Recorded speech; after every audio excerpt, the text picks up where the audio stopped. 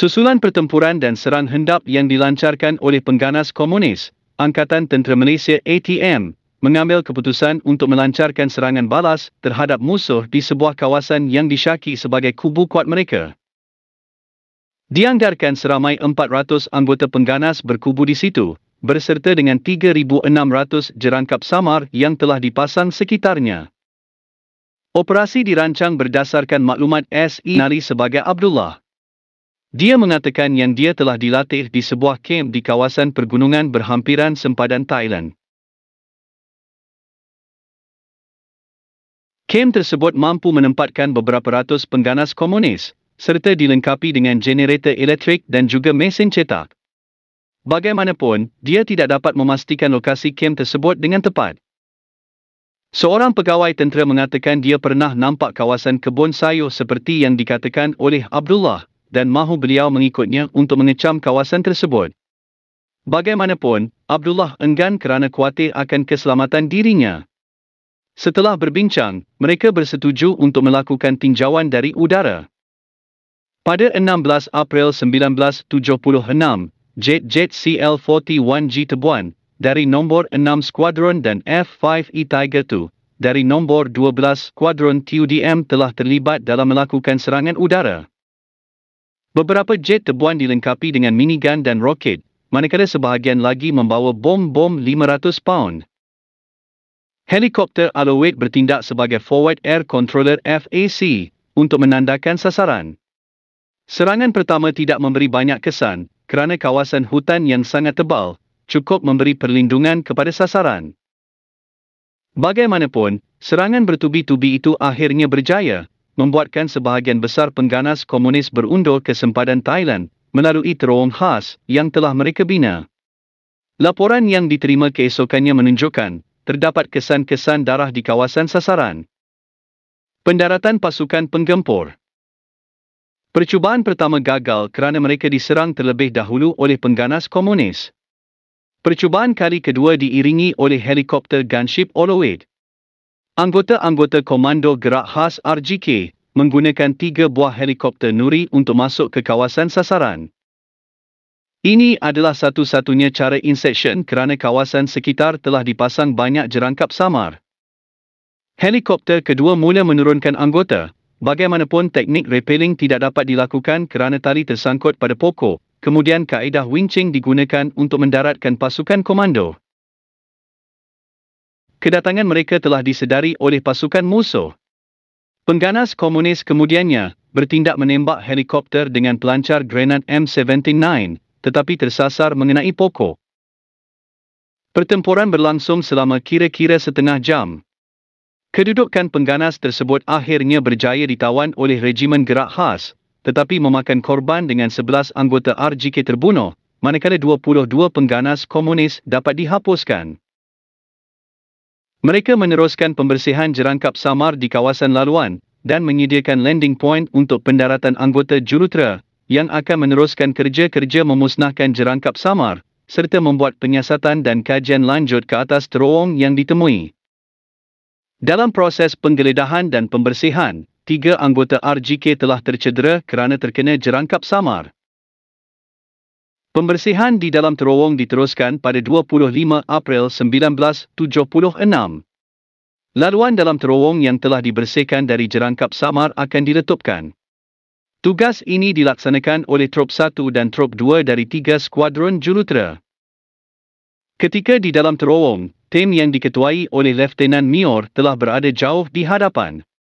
Lieutenant Muda Basri, dengan ditemani Lance Corporal Abdullah pula, menuruni 31 anak tangga di dalam terowong tersebut.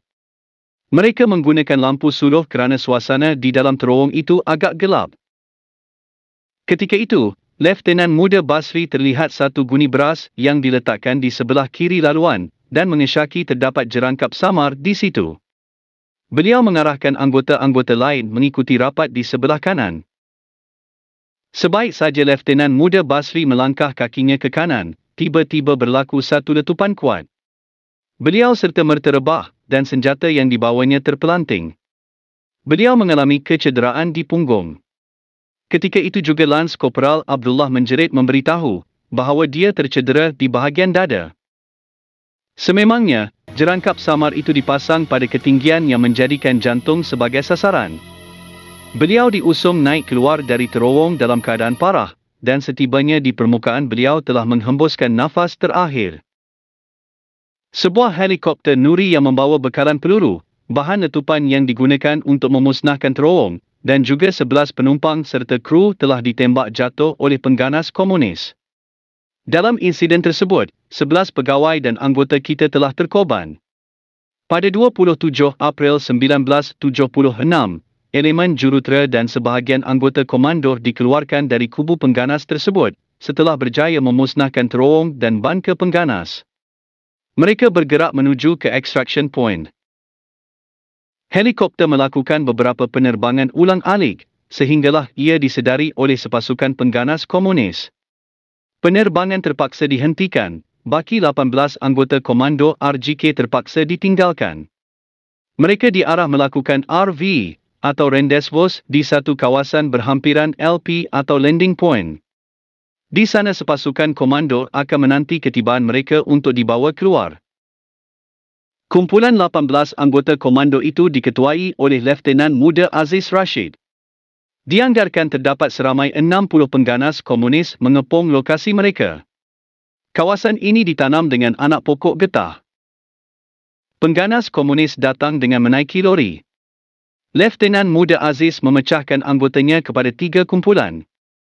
Mereka diingatkan untuk tidak menembak musuh, kecuali kehadiran mereka sangat jelas kerana hendak menjimatkan peluru. Anehnya mereka tidak diserang pada malam itu. Beliau sempat menghubungi Z Squadron dan beliau dimaklumkan bahawa helikopter Nuri tidak dapat mengambil mereka kerana lokasi didapati tidak selamat. Seterusnya, beliau diarahkan untuk RV dengan sepasukan komando yang telah ditugaskan untuk menyelamatkan mereka. Markas taktikal di Gubir telah menghantar 2 buah helikopter Oluid ke lokasi yang dilaporkan oleh Lieutenant Muda Aziz. Beliau telah mengarahkan Oluid tersebut menembak ke kawasan tertentu yang dipercayai ada pengganas komunis. Setiap helikopter menghamburkan 200 butir peluru meriam 20 mmHE, high explosive. Lieutenant Muda Aziz dan anggotanya bergerak keluar, tetapi tidak mengikut trek yang sedia ada. Trek tersebut dikuatiri telah dipasang jerangkap samar. Dalam perjalanan, mereka menemui sebuah kem pengganas komunis yang telah ditinggalkan secara tergesa-gesa, mungkin untuk menyelamatkan diri dari serangan helikopter Aloe tadi. Menyedari yang musuh akan terus memburu mereka, menjelang malam Lieutenant Muda Aziz telah mengarahkan anggotanya membuat rumah batu, juga digelar Jungle Hotel. Ini bukanlah kelaziman bagi anggota komando, kerana mereka biasanya tidur berhamparkan poncor di atas tanah. Sebaliknya ini adalah sebagai umpan untuk mengelirukan pasukan musuh. Mereka bergerak meninggalkan lokasi tersebut dan menuju ke kawasan tinggi untuk membuat serang hendap. Seperti malam sebelumnya, arahan jangan menembak turut dikeluarkan kecuali kehadiran musuh jelas. Selain itu, anggota diingatkan kemungkinan pengganas komunis akan memasang lampu suluh pada hujung kayu panjang dan menyuluh ke atas bagi mengelirukan penembak. Sebagaimana yang dijangkakan, memang benar musuh menghampiri kawasan kemah jantil mereka, kerana kelihatan cahaya lampu suluh menghala ke atas. 3 Mei 1976, menjelang pagi, mereka turun semula ke jantil dan mendapati banyak kesan tapak kaki di situ. Dianggarkan kira-kira 40 pengganas komunis telah menggeledah kawasan tersebut.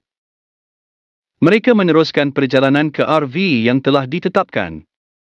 Sebaik sampai di kawasan sempadan Malaysia-Thailand, terdapat beberapa tanda lakaran jerangkap samar yang dilekatkan pada 2-3 batang pokok.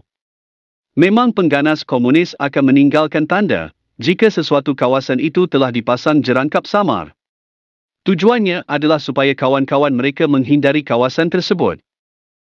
Bagi mengelak dari terkena jerangkap samar, mereka mengikat 3 buah beg galas dengan tali dan melontar ke arah laluan di hadapan. Kemudian tali tersebut akan ditarik perlahan-lahan.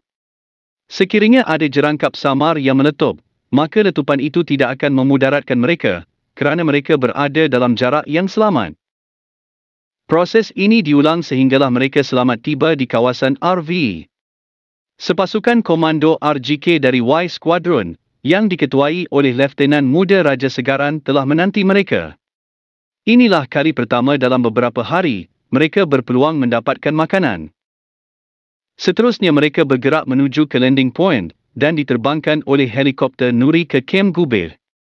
Ketika sampai di sana, Leftenan Muda Aziz telah dimaklumkan, pihak atasan telah menyediakan 18 keranda seandainya mereka tidak dapat kembali dengan selamat. Takziah diucapkan kepada seluruh ahli keluarga perwira negara yang telah terkorban. Kami mewakili seluruh rakyat Malaysia mengucapkan jutaan terima kasih atas pengorbanan yang telah anda lakukan demi negara tercinta. Terima kasih kerana menonton.